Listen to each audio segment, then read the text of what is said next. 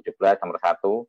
Kemudian ada PMK 154 ya terkait dengan PAN, dan Perdirjen 59 tahun 2013 tentang modul gas. Ini kita bicaranya dari sisi BUN ya, SPAN. Nah, apa itu manajemen kas pemerintah? Yaitu strategi dan proses terkait untuk mengolah arus dan saldo kas jangka pendek pemerintah secara efisien, baik dari sisi internal pemerintah maupun dari sisi hubungan antara pemerintah dan sektor lainnya.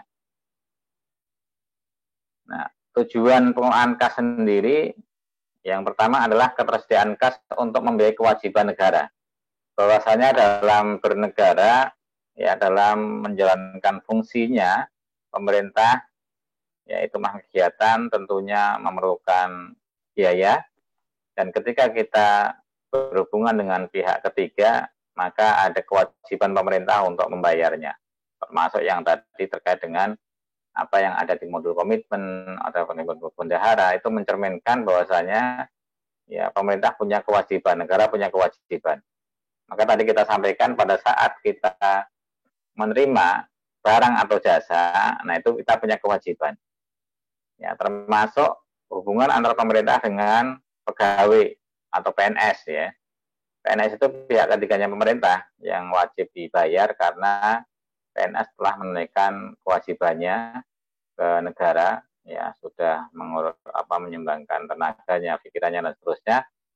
Nah itu nanti pemerintah punya kewajiban untuk membayar. Kemudian yang kedua, tindakan yang efektif dan efisien, baik untuk mengoptimalkan penerimaan dari surplus kas maupun untuk mengatasi kekurangan kas. Ya. Kemudian yang ketiga, penyediaan kas bagi semua KL sesuai dengan perkiraan arus kas mereka guna mendanai kegiatan mereka. Kita punya 86 KL saat ini kurang lebihnya, dan setiap ada pergantian kabinet itu biasanya ada saja yang berbeda ya, ada yang berbeda. Jadi ada reshuffle atau ada restrukturisasi, tapi ada juga kadang-kadang malah justru perluasan kementerian-kementerian. Saat ini kalau tidak salah ada 86 KL. Kemudian pembayaran yang tepat waktu kepada pemasok semua KL tadi yang kepada supplier ya, sesuai dengan jadwal kegiatan mereka. Nah, kemudian ini tujuan pengelolaan kas negara di Indonesia. Yang pertama, menentukan jumlah dana yang optimal yang diperlukan untuk menjamin kemampuan mendanai seluruh kegiatan pemerintah. Lalu yang kedua, menentukan pembiayaan yang paling ekonomis dan efisien, baik dari dalam maupun luar negeri. Pembiayaan kegiatan pemerintah kita, ya utamanya dari penerimaan perpajakan, kemudian dari penerimaan non pajak, kemudian dari pembiayaan ketika defisit, dan memang anggaran kita kan sering defisit ya, di mana pengeluaran lebih besar daripada pendapatan atau penerimaan, maka ditutup dengan pembiayaan, yaitu misalkan utang ya, atau dari pendapatan hibah atau dari sumber dana yang lainnya. Kemudian ya meminimalkan idle cash. Jangan sampai ada kas-kas yang menganggur ya, dan investasi jangka pendek setiap terhadap dana yang menganggur ya, sehingga menghasilkan tambahan penerimaan negara. Sehingga kemarin kita sempat pada waktu di modul bendahara bicara tentang KKP ya, kartu kredit pemerintah. Itu diantaranya untuk mengurangi idle cash. Karena idle cash itu bisa diinvestasikan, bisa ditempatkan pada instrumen-instrumen yang akan memberikan remunerasi, akan memberikan tambahan penerimaan negara. Lalu terkait dengan penerimaan negara, ya mempercepat penyetoran penerimaan negara sehingga dana tersebut segera tersedia untuk membiayai kegiatan pemerintah. Ya, kemudian yang kelima, melakukan pembayaran dana pada waktu yang tepat. Ya, di mana pilar dari manajemen kas sendiri itu ada 3 utamanya. Ya. Yang pertama adalah terkait dengan TSA, ya, atau Treasury Single Account, ya, rekening tunggal perbendaharaan. Di mana dengan adanya TSA itu nanti pemerintah bisa memantau posisi kas secara efisien pada setiap saat. Jadi setiap hari itu bisa dipantau dengan adanya Treasury Single Account. Nanti ada penjelasan di bawah ya. Kemudian yang kedua, pilar dari manajemen kas adalah perencanaan kas.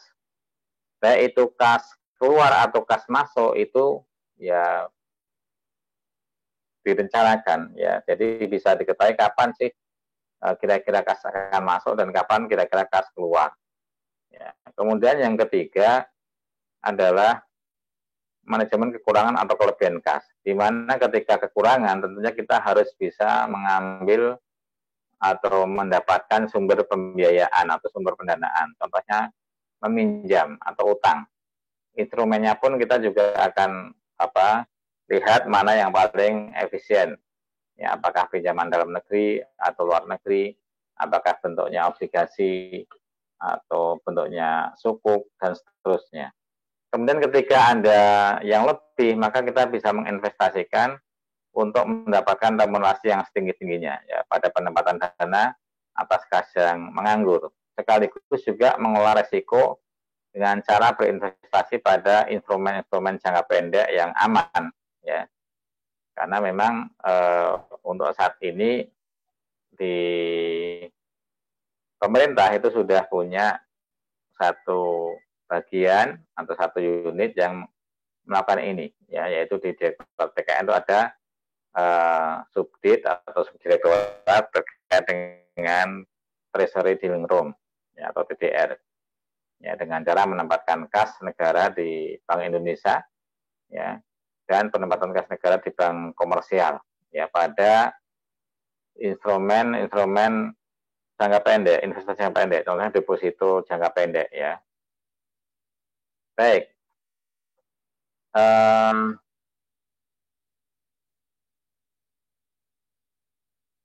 Lanjut.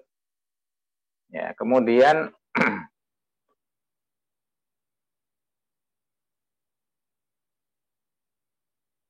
ini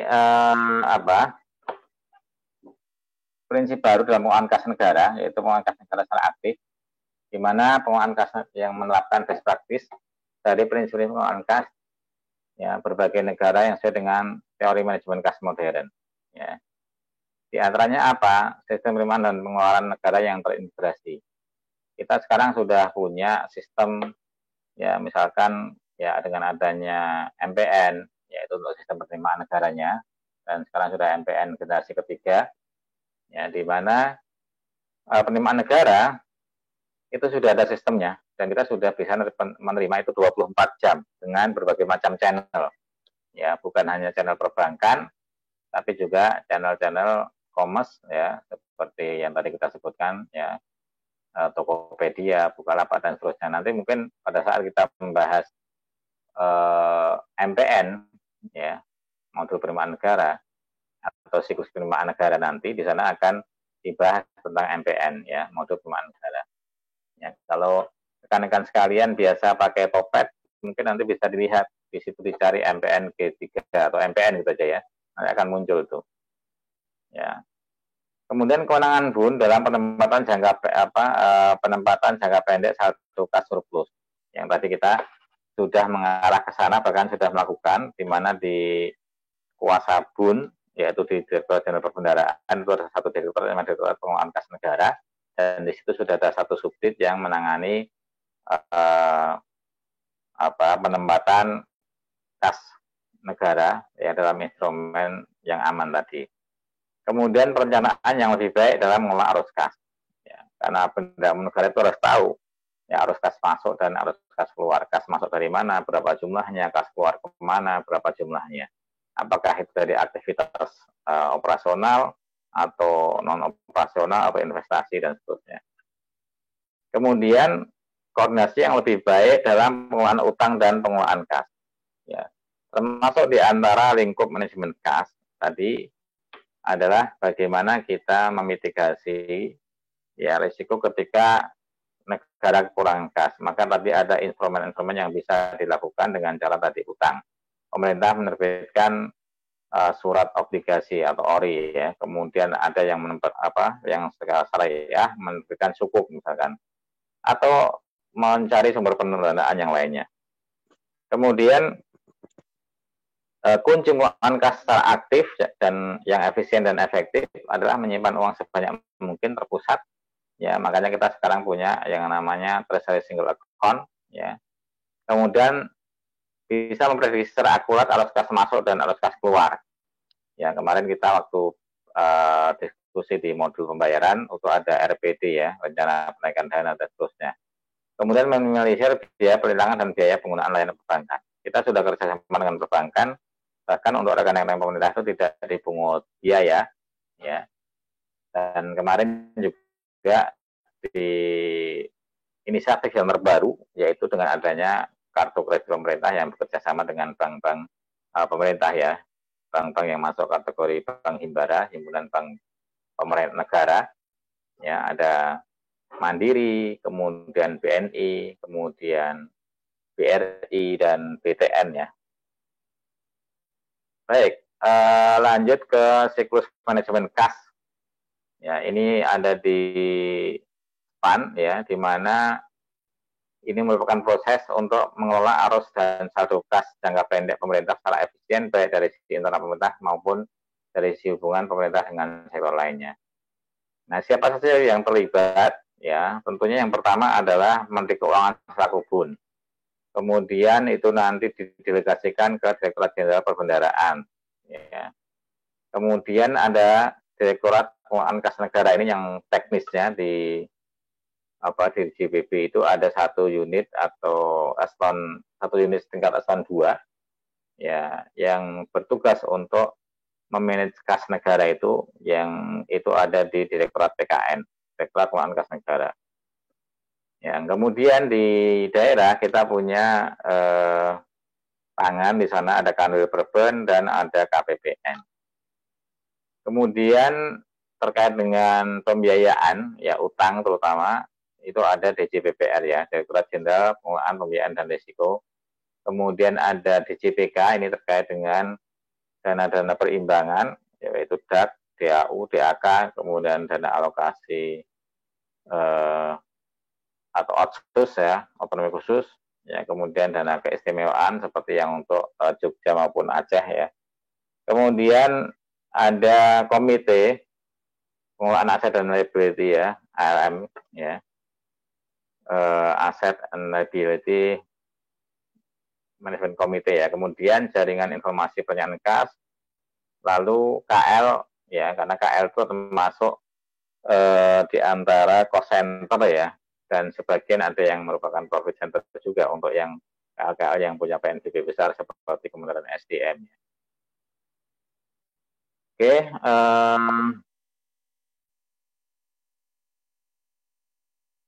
Kementerian Keuangan mendelegasikan kewenangannya ya dengan menunjuk DJPB sebagai perwakilan Menteri Keuangan dalam melaksanakan beberapa fungsi dan tanggung jawab perbendaraan. Ya. Khususnya peningkatan efisiensi, efektivitas, dan pengendalian arus kas negara. Ya. Kemudian ya nanti ini bisa dibaca ya. Kita langsung saja pada ini ya, TSA. Ini terobosan pemerintah di mana dulunya rekening pemerintah itu ada di banyak tempat ya, tersebar ya.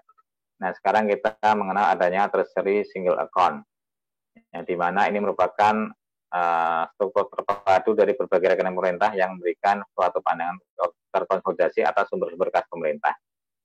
Ya, di mana pemerintah sekarang punya rekening kas umum negara yang ada di Bank Indonesia, ya, di BI. Nah, ini latar belakang kenapa diterapkan TSA, karena sebelumnya rekening yang terpecah-pecah itu punya banyak kelemahan, diantaranya ya idle cash tanpa remunerasi yang memadai, ya, kemudian dapat menyebabkan borrowing cost yang tak perlu ya, kemudian adanya float yang menguntungkan bank komersial namun membebani pemerintah. Nah, dengan adanya TSA, maka ya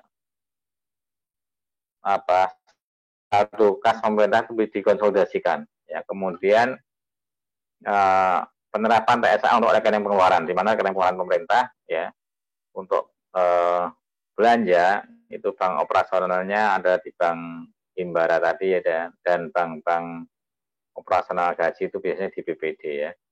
Kemudian untuk rekening penerimaan ya pemerintah bekerjasama dengan Bank Persepsi ya.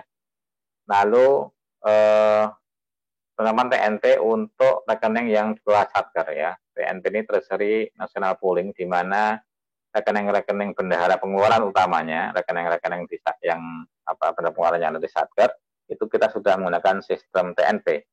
Yang mana dulu ya bendahara itu di rekeningnya mendapatkan jasa giro, ya kemudian jasa giro itu harus disetor oleh bendahara pengeluaran Satker. Kalau sekarang ya remunerasi atau bunga dari bank atas rekening-rekening Satker itu langsung masuk kas negara otomatis ya, yang sudah menerapkan TNP ini.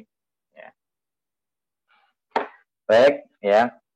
Kemudian ini keterkaitan pengelolaan kas dengan Treasury Single Account, di mana di penerimaan kas negara itu ada 3 macam pendapatan pajak, non pajak itu PNBP, kemudian hibah. Ya, kemudian di pengeluaran ada pengeluaran anggaran dan pengeluaran lainnya ya, ada transito dan seterusnya ya. Nah, Treasury Single Account, erkun pemerintah yang ada di Bank Indonesia itu ya dengan adanya single account itu bisa dipantau kas itu lebih mudah. Kemudian akan bisa diketahui ya apakah kita surplus atau defisit. Ketika defisit, maka teman-teman di JPPR terutama yang akan mencarikan sumber pembiayaan ya dengan cara apakah utang dalam negeri atau luar negeri, dengan instrumen apakah menggunakan instrumen konvensional ya, ori ya, obligasi, atau menggunakan instrumen sukuk. Nah, ketika ada surplus, maka bisa diinvestasikan, bisa ditempatkan. Kalau tidak salah, yang dikelola dana oleh TDR, itu sekitar 5T ya, yang ditempatkan sementara ini oleh teman-teman di Direktorat PKN ya. Kurang lebihnya sebesar itu. Baik, ini kemudian ada struktur rekening dalam rangka TSA, di mana Erkun ini sebagai sentralnya ya, rekening kas umum negara, yang tadi ada di Bank Indonesia, yang dia berinteraksi dengan rekening-rekening penerimaan. Jadi rekening penerimaan itu akan dikonsolidasikan ke Erkun, ya kemudian di sana berarti ada bank-bank persepsi dan pos persepsi. Jadi ini kantor pos ya dan bank-bank persepsi, bank-bank yang menerima penerimaan negara. Kemudian untuk pengeluarannya ya kita menggunakan bank operasional atau BO ya, di mana BO yang pusat itu ada 4 tadi, Bank Himbara, yaitu Bank BRI, Mandiri, kemudian BNI dan BTN ya. Nah, sedangkan yang ada di daerah ya itu ada BU gaji, biasanya itu masih bisa melalui bank BPD ya, Bank Daerah. Dulunya BPD, sekarang namanya macam-macam ya, ada Bank Jateng, ada Bank di Padang itu Bank Nagari dan seterusnya ya. Oke, bentar.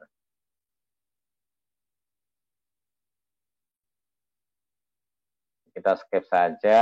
Sekarang masuk ke yang ketiga, yaitu TNP, Treasury National Pooling. Ya, di mana tadi sudah kita sebutkan bahwasanya konsolidasi dari seluruh rekening pemerintah ya pada bank umum tertentu tanpa harus melakukan pemindah bukuan. Kalau dulu sebelum TNP ini ya satker-satker yang memiliki rekening di bank itu mendapatkan remunerasi berupa jasa giro ya, jagir, itu wajib menyetorkan jagirnya sebagai PNBP ya. Jadi dengan adanya TNP ini maka seluruh rekening yang masuk dalam TNP ini dikonsolidasikan pada akhir hari setelah proses buku dan diberikan jasa giro harian oleh bank sesuai dengan kesepakatan yang tertuang dalam kontrak. Dan ini jasa gironya langsung masuk kas umum negara tanpa harus satker itu menyetor, ya sudah otomatis menjadi pendapatannya pun. Apa manfaat TNP ini? Yang pertama dari sisi besarnya remunerasi, ya. Dengan TNP ini maka remunerasi lebih menguntungkan. Kemudian rekening bendahara pengeluaran dan penerimaan serta rekening lainnya bisa teradministrasi lebih baik. Lalu bank tidak mengenakan biaya administrasi atas penerapan TNP. Kemudian yang nomor 4 yang tadi saya sebutkan, kalau dulunya bendahara itu ya repot harus menyetorkan kas negara jasa giro yang dia dapatkan dari bank. Nah sekarang tidak, ya karena apa? Jasa giro itu akan otomatis masuk kas umum negara ya, karena sudah ada kerjasama antara bank dengan pemerintah.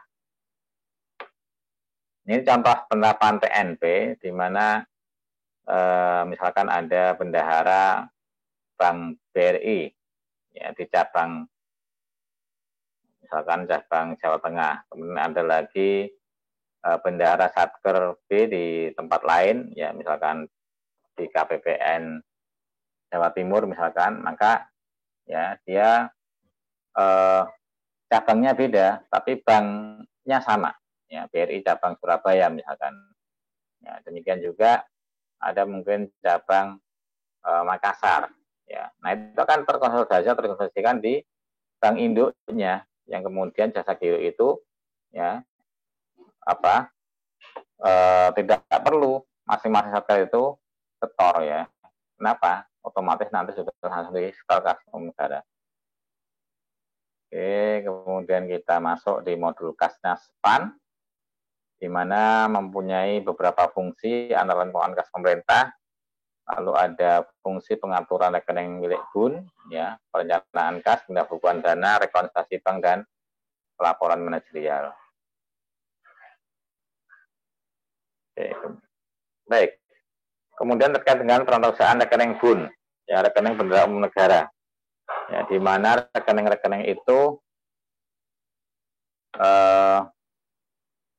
kita usahakan oleh kuasa BUN pusat. Ya, di sini dalam hal ini adalah Direktorat PKN, ya, Direktorat Keuangan Kas Negara. Jadi permohonan izin pembukaan rekening itu ada di PKN. Ya, baik itu rekening benda pengeluaran maupun rekening-rekening lainnya. Rekening lainnya itu apa sih? Misalkan rekening yang digunakan untuk menampung hibah kas ya dari pihak di luar pemerintah pusat. Ya. Baik. Nah ini beberapa istilah yang perlu kita ketahui. Ada namanya rekening milik BUN, yaitu rekening BUN yang dikelola oleh kuasa BUN pusat itu di PKN, dan rekening BUN yang dikelola oleh kuasa BUN daerah atau KPPN. Ya. Kemudian ada rekening BUN yang dibuka oleh di PKN atau KPPN pada BI, ya, atau Bank Umum atau Pos Persegi. Lalu rekening transito, ya, itu rekening yang ditetapkan oleh di PKN atau KPPN dalam rangka penyelesaian transaksi transito melalui aplikasi PAN. Lalu ada rekening pengesahan, ini apa sih contohnya pengesahan tadi ya, pengesahan hibah langsung misalkan berupa kas. Baik, ini teorinya perantaraan rekening milik BUN ini intinya ada di Direktorat PKN. Jadi ketika satker itu ingin mendaftarkan rekeningnya, maka ya berurusan dengan Direktorat PKN ini ya.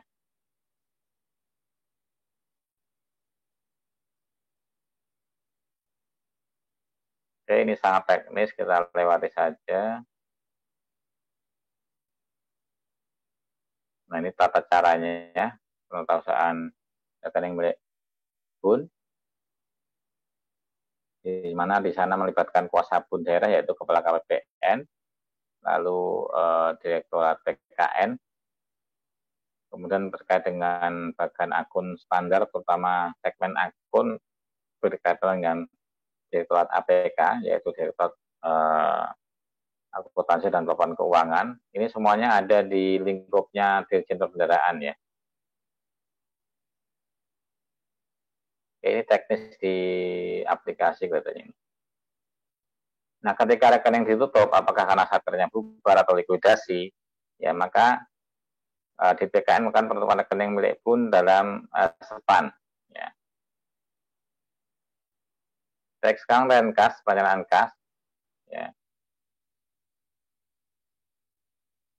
Di mana renkas itu ada yang sifatnya tahunan, ya, ini nanti dicantumkan dalam DIPA, kalau nggak salah di halaman 3 DIPA. Lalu ada yang sifatnya bulanan, ya, prediksi bulanan, ya, terdapat dalam CEPIN ya, Cash Planning Information Network. Lalu ada yang sifatnya harian, itu yang kita sebut disebut dengan RPD, rencana penarikan dana.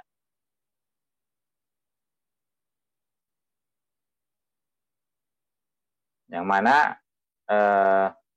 kemarin kan pada waktu kita diskusi terkait dengan modul pembayaran, itu ada besaran-besaran tertentu ya, untuk diajukan dulu RPD-nya misalkan di atas 1 triliun ke atas, ya, 1 triliun ke atas, ya 15 hari sebelumnya, kemudian ada yang 500 miliar sampai 1 triliun, ada yang antara 1 miliar sampai 500 miliar ya. Beda-beda ini. Oke. Nah, ini tadi yang kita sebutkan ya, ada besaran-besaran kemudian jangka waktunya. Baik, kemudian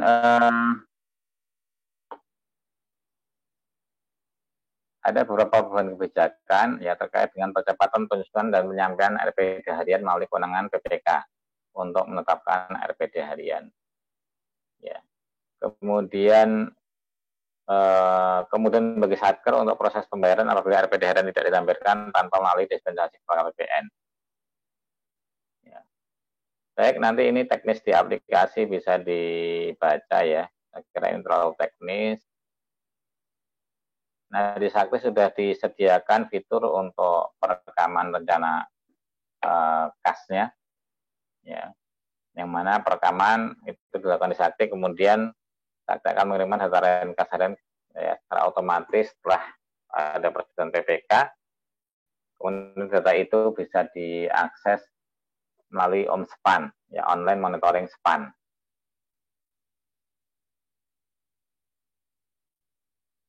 Baik, sekarang kita mengenal ada bank persepsi dan bank operasional. Apa itu? Bank persepsi itu bank yang digunakan untuk menampung penerimaan pemerintah, penerimaan negara. Di mana penerimaan yang terdiri dari penerimaan pajak, penerimaan PNBP maupun non-anggaran, yaitu akan menggunakan rekening di bank atau pos persepsi, ya, kemudian akan masuk ke rekening kas negara. Adapun untuk pengeluaran, ini termasuk yang dari rekening yang dari Bank Indonesia ya, yang berupa hibah dan pembiayaan, ya, itu nanti akan masuk rekening kas negara.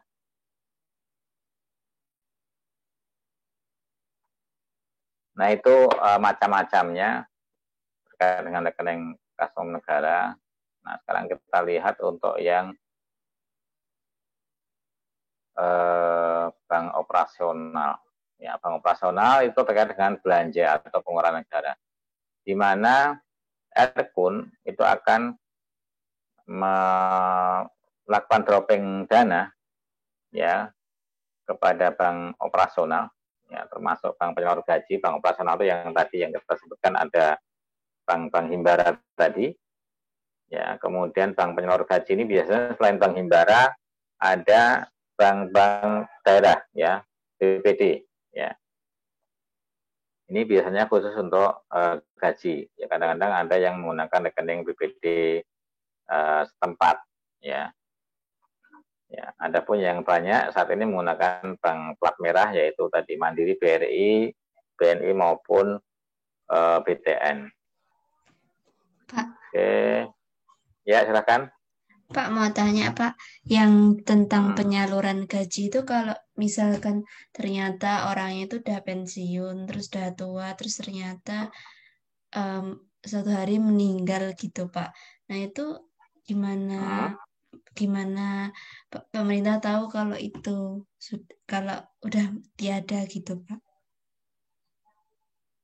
Baik, ya tentunya itu nanti ada ada informasi ya dari, karena kan kalau meninggal ya, untuk pensiun saat ini ya sebenarnya pensiun ini kelihatannya juga akan mengalami perubahan ya, dimana kalau model saat ini kan ketika pegawai itu sudah pensiun, kemudian yang pensiun itu meninggal, maka nanti akan diteruskan oleh istri ya. Kemudian sampai dengan anak umur kalau nggak salah sekitar 20 tahun atau kalau dia masih kuliah ya sampai selesai kuliahnya. Nah itu ketika si pegawai yang pensiun itu sudah meninggal, ya tentunya ada laporan ya supaya apa? pensiun itu bisa tadi ya tetap jalan ke istrinya. Biasanya kalau pegawai negeri itu istri itu punya namanya karis ya, kartu istri ya. Nah itu nanti yang bisa meneruskan pembayaran pensiun itu, karena kalau sudah meninggal rekeningnya sudah rekening penerima ya, rekening penerimanya kan berarti kalau itu berarti nanti kan bisa jadi akan berganti atau berubah ke rekening istri atau rekening anaknya, kurang lebihnya begitu ya. Ya. Jadi ada laporan, ya ada laporan bahwasanya si yang bersangkutan itu sudah meninggal, kemudian akan turun ke ahli warisnya kurang lebih begitu. Ya, tapi walaupun sebenarnya model-model pensiun yang seperti ini pada akhirnya pemerintah sendiri yang terlalu berat karena menanggung sampai ya 2 generasi kurang lebih ya, karena kan dari orang tua kemudian ke anak, anak itu sampai berarti umur berapa ya, umur 20 kalau salah, atau dia kalau masih kuliah berarti sampai umur berapa ya, kuliahnya selesai lah kurang lebih mungkin 24 ya. Itu Mbak, mungkin nanti kalau ada yang bisa atau ada yang punya pendapat lain silahkan. Nanti saya coba cari informasi lebih lanjut karena ini teknis sekali ya. Tapi yang jelas tahu saya ketika si pensiun meninggal tentunya nanti akan ada informasi bahwasanya dia sudah meninggal, karena nanti kan penerimanya akan beralih ke istrinya. Nah, kalau istrinya nggak ada, anaknya. Ya. Baik, ada lagi yang lain?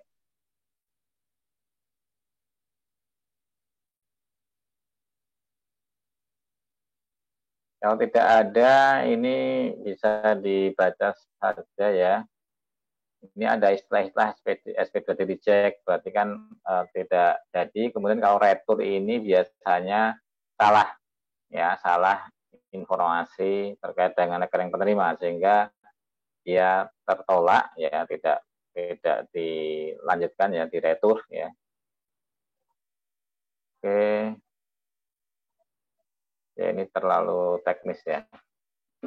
Ya kelihatannya kita nggak akan sampai ke sini. Ini hanya sebagai tambahan pengetahuan. Kemudian ada rekonsiliasi bank, di mana rekonsiliasi bank dilakukan pada semua rekening milik BUN. Ya, kemudian rekonsiliasi bank untuk rekening BUN ini, ya dengan cara mencocokkan data transaksi pada SEPAN dengan data transaksi pada rekening koran, ya yang dilakukan oleh bank atau dibuat oleh seksi bank. Jadi di KPPN itu ada beberapa seksi, ya. Kemarin pada waktu kita bicara pembayaran, ya di sana ada yang terkait dengan persetujuan SP2D itu ada seksi PD penyerahan dana dan seksi bank, ya. Seksi PD terkait dengan kelengkapan data dan seterusnya, kemudian seksi bank terkait dengan ketersediaan pagunya. Nah ini ada dilakukan rekonsiliasi ya data SEPAN dengan data rekening koran yang dikirim oleh bank ya. Nah ini menu yang ada di SPAN ya, menu di SPAN seperti ini kurang lebihnya. Jadi rekonsiliasinya bukan manual ya, tapi sudah via aplikasi. Ya kurang lebih seperti ini gambarannya. Ya, ini menu yang diakses oleh teman-teman di seksi bank. Baik, mungkin ini ya untuk PJJ terakhir sebelum kita UTS. Silahkan kalau ada yang mau ditanyakan atau didiskusikan.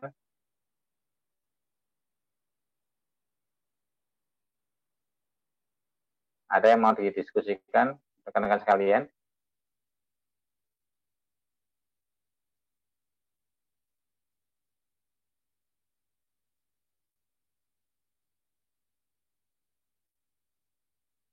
Kalau tidak ada, mungkin ini sebagai contoh soal yang tadi saya sampaikan bahwasanya kemungkinan soalnya bukan soal sebutkan, jelaskan sesuai dengan teori, tapi bisa jadi berupa case ya. Ini baru ini ya, ini prediksi saya lah kurang lebihnya ya.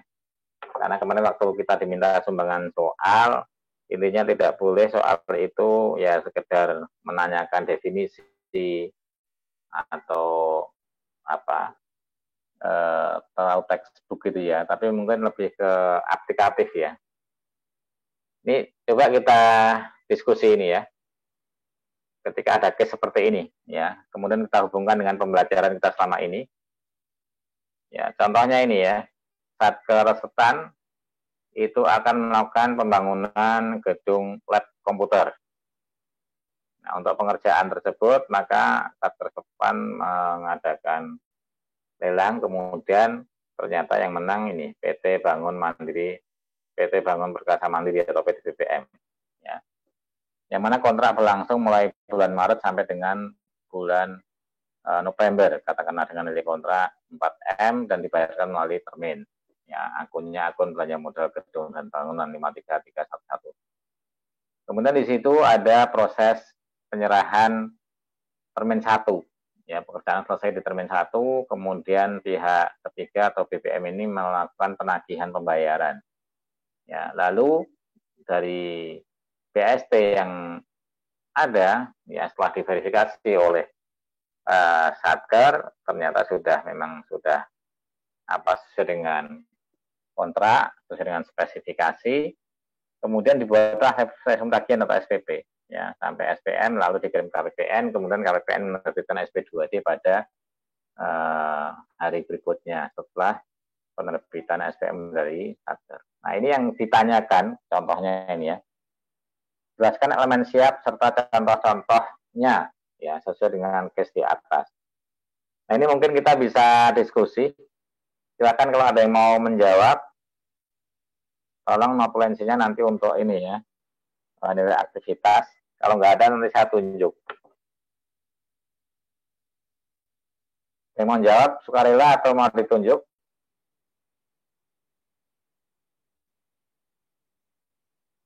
Halo? Mbak Nisa mau jawab dulu. Teman-teman. Kan elemen siap ada berapa? Di pembelajaran pertama itu ada itu elemen siap. Ya, silahkan. Ada 6. Ya. Siapa ini? Saya Pak Didi Budiman, absen 8. Oke, tolong ya notulensinya ya. Nah, itu yang ditanya bukan hanya ada 6-nya itu. Jadi kita terapkan itu. Apa saja, misalkan satu dulu aja deh, satu. Apa satu? Pertama tuh orang yang menggunakan sistemnya. Oke, sampai di sini dulu. Siapa saja kalau kita lihat soal ini orang yang akan menggunakan sistem. Berarti kan nanti kan sistemnya menggunakan, kalau Satker pakai Sakti, kalau di... Dan ada banyak ini berarti kan. Ada yang terlibat itu ada Sakti, ada Sirup untuk pelelangannya, kemudian ada Span. Oke, kita batasin dulu. Di Sakti siapa, di Span siapa, kurang lebihnya begitu deh. Orang-orangnya tadi kan SDM ya. Unsur SDM, siapa yang terlibat di sini? Satker Stan. Siapa? Orang-orang yang terlibat di sana. Kalau kontrak itu berarti siapa? Lebih spesifik.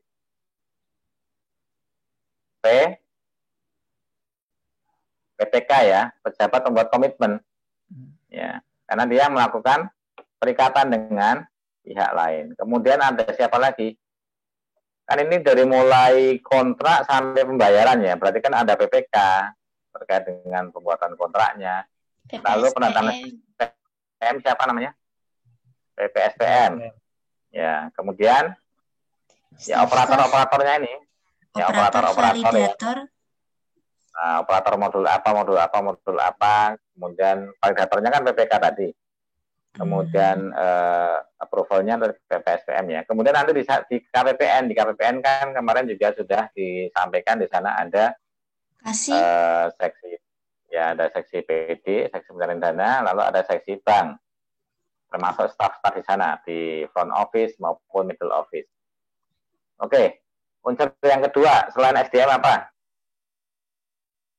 Yang lain lagi, yang lain biar banyak yang jawab nih. Ayo selain SDM apa kan 6 tadi ya? Ada 6, ini baru 1 SDM. Yang kedua apa? Data, Pak. Siapa ini? Salsabila Wanda, absen 28. Ya, Mbak. Nah, Mbak, siapa ini notulennya Mbak Nisa ya? Betul, Pak. Saya. Ya, silakan Mbak Salsa. Yang Itu kedua apa? datanya data, Pak. Data. Nah, data apa saja ini berarti yang di sini?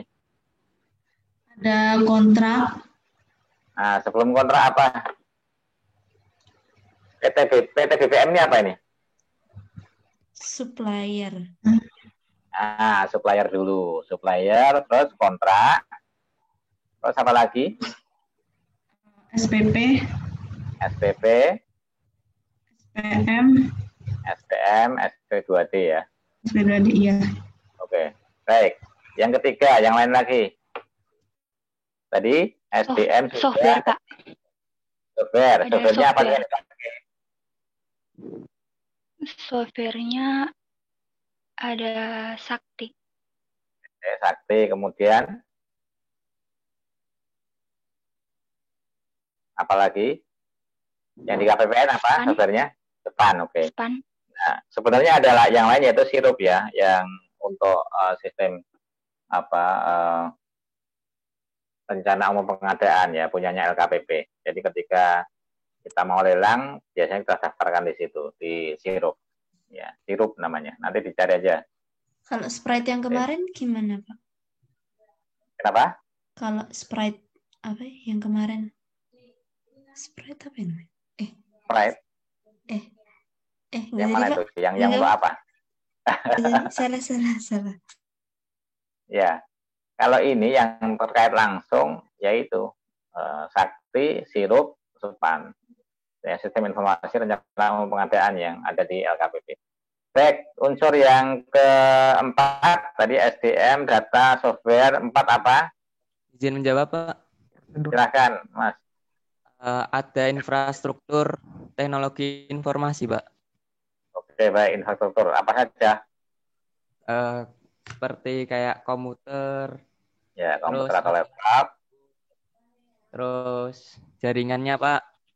Jaringan Jaringan ya, internet. karena ini kan sudah tersentralisasi ya, menggunakan web-based, benar, jaringan, termasuk nanti server, ya, kemudian ya jaringan itu ada unsur-unsurnya apa, router, hub, dan seterusnya, ya, modem, dan seterusnya ya. Baik, terima kasih. Sekarang yang nomor 5, unsur nomor 5 apa saja? Maaf, Pak, tadi Nomor 5. tadi yang ngomong siapa, Pak? Siapa tadi? Muhammad Faisal. Oh ya, oke. Saya tahu ya. Oke, sekarang yang kelima. Disebutkan nama dulu baru dicatat, Pak Nisa. Oke, izin menjawab, Pak. Ya, silakan. Oke, nama saya Frame Binting, absen 9. Prosedur Ya. dan instruksi, Pak. Ya, oke, prosedur dan instruksi. Apa saja itu? Prosedurnya itu misalnya kayak ditulis di sini, dimulai dari bulan 3 sampai bulan 11, terus dilakukan dengan 3 termin, dan mungkin prosedur lainnya bentuk bangunannya itu bentuknya seperti apa gitu. Baik, ya. Secara implisit itu terkait dengan kan prosedur kan termasuk aturan-aturan ya. Berarti nanti aturan terkait dengan pengadaan barang jasa, dari nanti PP atau PMK-nya misalkan. Kemudian yang paling gampang ya sudah Undang-Undang Keuangan Negara itu pasti ada semua prosedur nanti mengeduknya ke sana ya.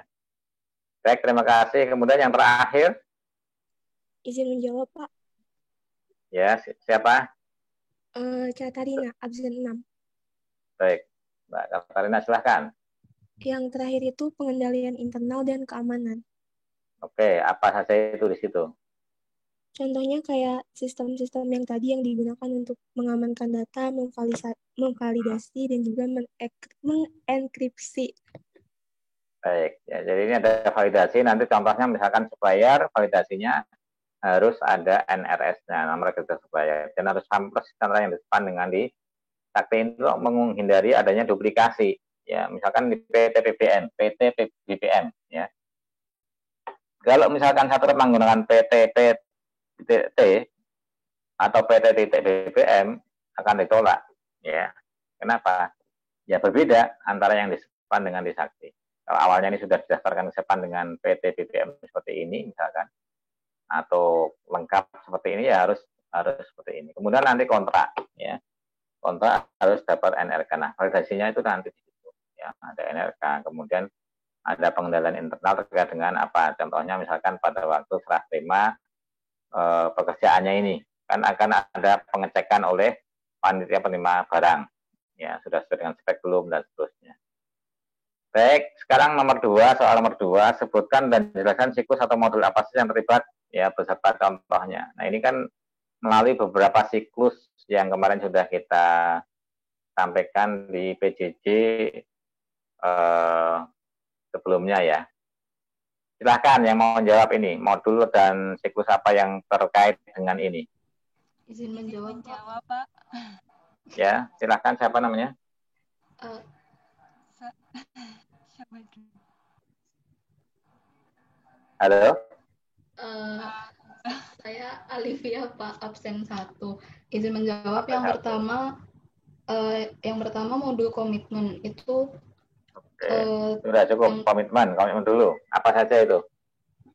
Contohnya apa? Membuat kontraknya, terus merekam data supplier, sama nanti mencadangkan pagunya. Baik, membuat kontrak, supplier, mencadangkan pagu. Ada lagi yang lain di komitmen? Di komitmen ada lagi yang lain yang dilakukan dengan soal ini? Mencatat BA. Oh iya, BAST-nya, Pak. Nah, BAKP ini, berita acara kemasan pekerjaan kalau permen ya. Tapi kalau seterusnya nanti BAPP atau kalau barang jadi BAST. Baik, terima kasih Mbak. Kemudian nomor 2, modul apa yang terlibat selain komitmen? Izin menjawab Pak, modul pembayaran. Ya, silakan Mbak. Ini siapa nomor berapa? Saya Auriska nomor 4. Oke. Mbak Nisa? Ya Pak. Halo Mbak Nisa? Yap.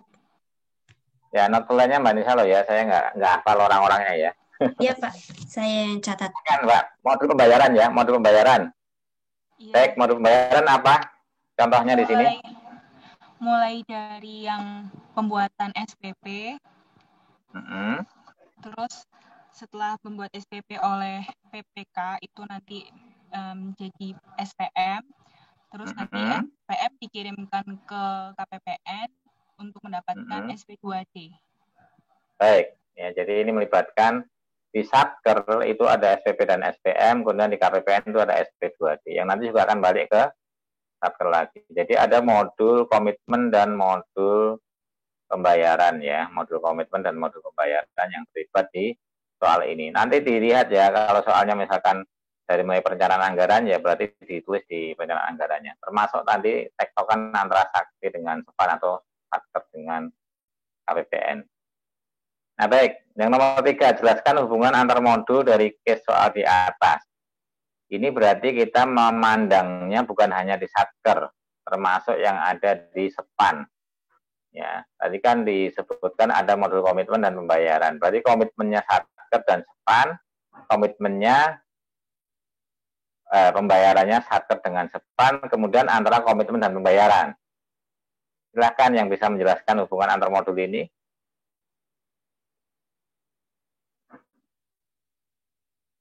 Halo, ada yang mau nyoba untuk menjelaskan?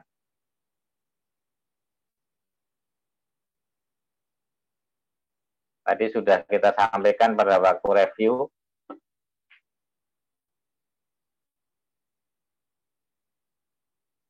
Halo?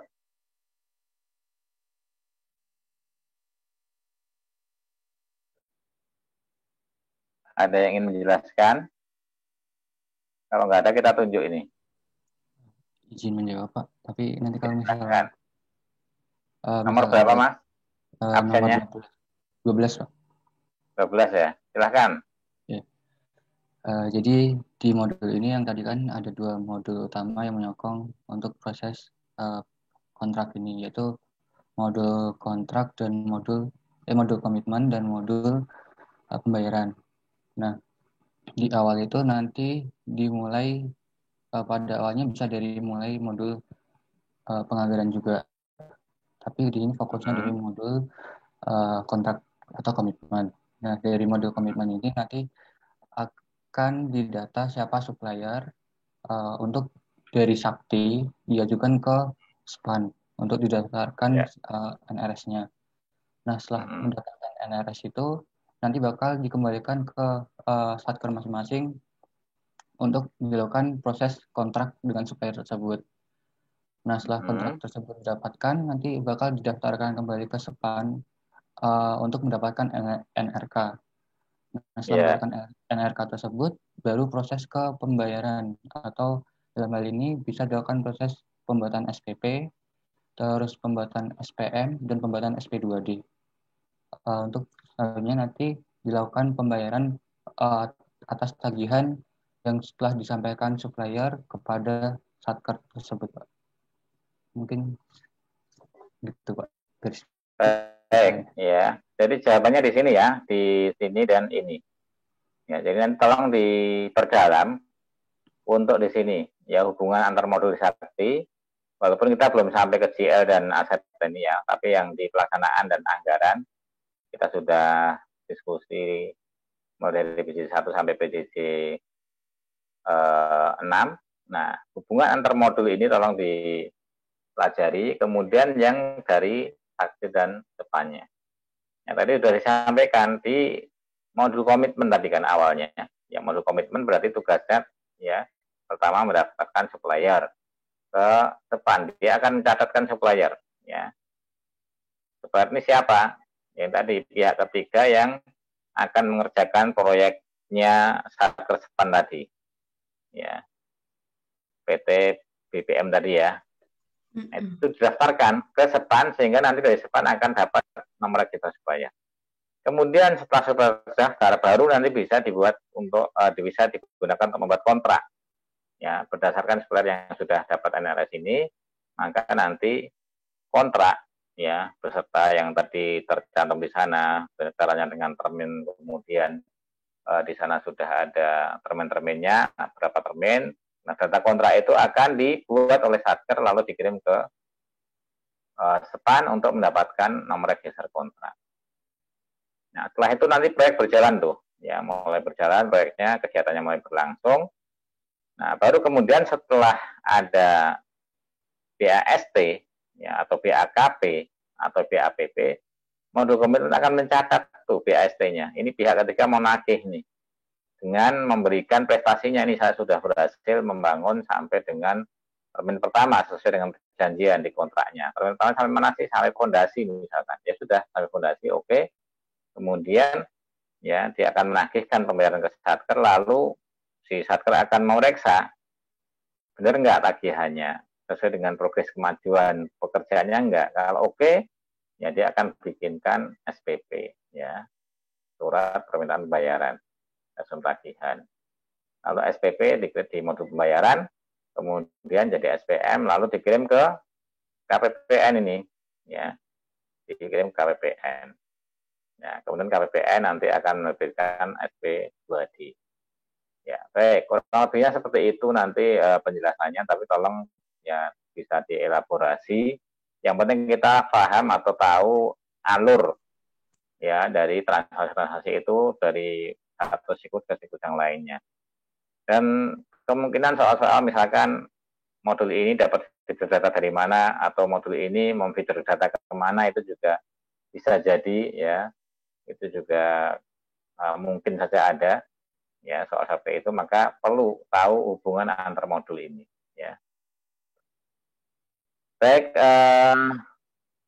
rekan-rekan sekalian, ya itu yang mungkin kita bisa sampaikan di PJJ kali ini. Jadi pekan depan itu sudah mulai UTS ya. Kalau nggak salah dapat jadwal hari Senin ya. Iya Pak. Benar nggak? Hari Senin ya? Iya Pak, Senin. Hari Senin pagi. 2 minggu lagi. Senin. UTS-nya berapa minggu Mbak? 2 minggu Pak. Oh 2 minggu, berarti kita ketemu lagi insya Allah setelah tanggal berapa ya? Bentar. 2 minggu berarti awal November ya? Akhir November ya? Tanggal awal November ya? Awal Desember ya? Belum lihat. Tanggal 2 Desember, tanggal 3 ya? Mungkin Pak belum Misalkan tes. kalau 2 minggu berarti tanggal 15 sampai tanggal 27 kan? Berarti tanggal 3 ya? Kuliah lagi. Iya, Pak. Oke, oh, lumayan lama ya. Baik, rekan-rekan sekalian, masih ada satu kuis untuk ya sebagai apa persiapan juga, yaitu terkait dengan PJJ 7, tapi ini kita berikan waktu sampai besok malam, besok sore, mohon maaf, sampai besok sore. Jadi tidak harus dikerjakan malam ini, silahkan istirahat yang sudah capek, ya. Mungkin dari tadi pagi ada kuliah juga. Nanti kita berikan linknya, bisa dikerjakan sampai besok sore ya. Ada yang mau disampaikan lagi, silahkan. Ada yang bisa membuat semacam video animasi nggak ya teman-teman ya?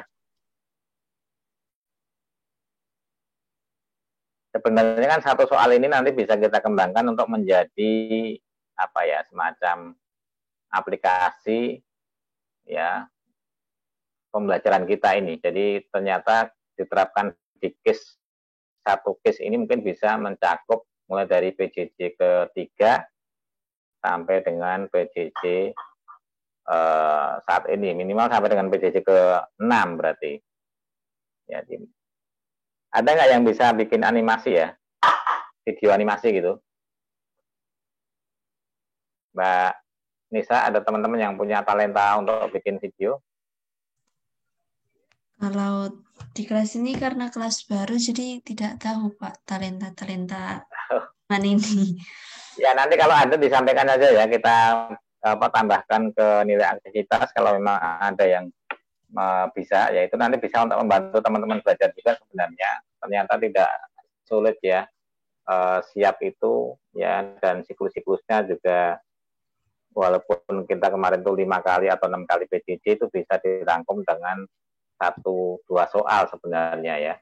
Jadi seperti tadi mungkin yang dijawab oleh teman-teman, nah itu sebenarnya misalkan seperti ini ya, nanti dikasih animasi ya, misalkan pertama membuat apa, kemudian yang kedua membuat apa, terus nanti pas terima itu ada gambar misalkan bangunan paruh jadi misalkan, dan seterusnya ya. Kemudian dia melakukan membuat resume tagihan SPP, lalu SPM, kemudian dia kirim ke KPPN, dari KPPN akan terbit SPP. Tektokan itu bisa dibuat animasi sebenarnya kalau memungkinkan. Teman-teman biasanya kan anak-anak muda ini banyak yang kreatif tuh. Nanti kalau untuk ilustrasi atau soal ilustrasinya atau narasinya nanti bisa kita bantu ya. Tolong besok diinfo ya kalau ini ya ada yang bersedia buat animasinya ya. Baik Pak. Ya, nggak harus besok sih, dan ini nggak harus dikumpulkan animasinya, nggak harus dikumpulkan segera ya. Tapi kalau misalkan bisa sebelum UTS itu membantu pembelajaran teman-teman juga sebenarnya. Paling tidak visualisasi dari pembelajaran itu kan lebih gampang. Tapi kalau misalkan nggak memungkinkan ya setelah UTS nggak apa-apa. Yang buat satu orang atau satu kelompok atau gimana Pak? Atau jadi Setelah tugas mau berapa orang terserah. Ya, kelompok juga boleh. Nanti untuk skripnya dikomunikasikan dulu dengan saya ya. Baik Pak. Jadi kita bikin bareng-bareng lah intinya. Oh, Pak saya mau nanya. Baik. Gimana? Saya mau nanya. Mau nanya. Silakan. Terkait kan kalau misalkan anggaran kan ngecek kan, modul anggaran kan ngecek di bendahara kan ya Pak.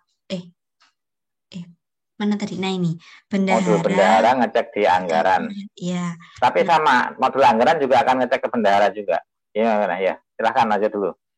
Itu tuh hanya cek di aplikasinya atau di berangkas benerannya juga Pak? Baik, ya. Jadi kalau modul anggaran tadi kan terkait dengan pagu ya, pagu, ya plafon pagu.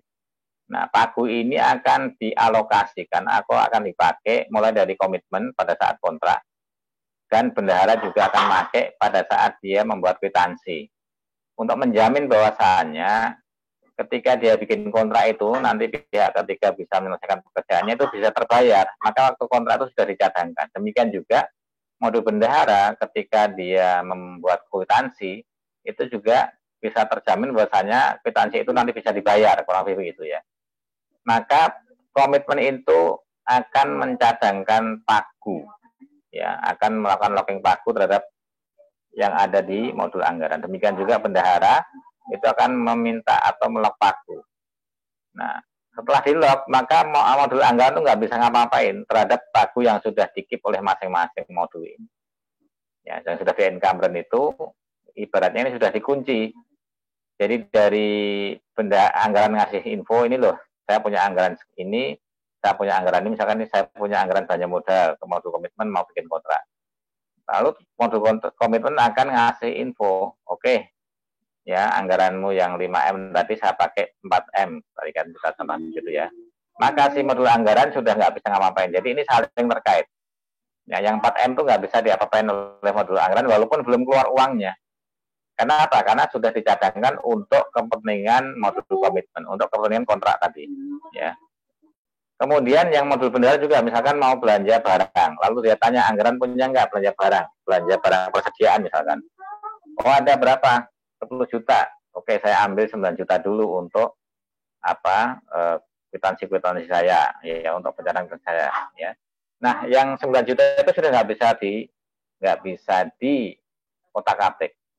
Ya, tapi nggak akan ngecek ke berangkas. Kenapa? Karena memang di modul bendahara itu kalau terkait dengan berangkas itu hanya terkait dengan pemeriksaan kasnya, tapi nggak ada hubungan dengan anggaran. Ya tadi kan dapat kas UP 50 juta, sudah belanja berapa sih? 30 juta, berarti harusnya masih 20 juta dong. Nanti cocokkan dengan catatan bendahara dengan berangkas. Maka ada pemeriksaan kas ya untuk mencocokkan apakah betul ya bahwasanya kas real cash itu sesuai dengan laporan bendahara. Nanti ada laporan pertanggungjawabannya LPJ bendahara. Ya, berapa yang sudah digunakan, berapa saldonya. Ya, tapi kalau kita katakan modul anggaran itu terkait dengan berangkas nggak ada. Ya, modul anggaran ke bendahara hanya terkait dengan pencadangan pagu tadi. Itu Mbak. Oh iya Pak, baik Pak. Baik ya, terima kasih rekan-rekan sekalian. Mohon maaf ini lebih 2 menit dari jadwal ya. Jangan lupa mengerjakan soalnya, nanti saya kirimkan linknya setelah ini ya. Baik.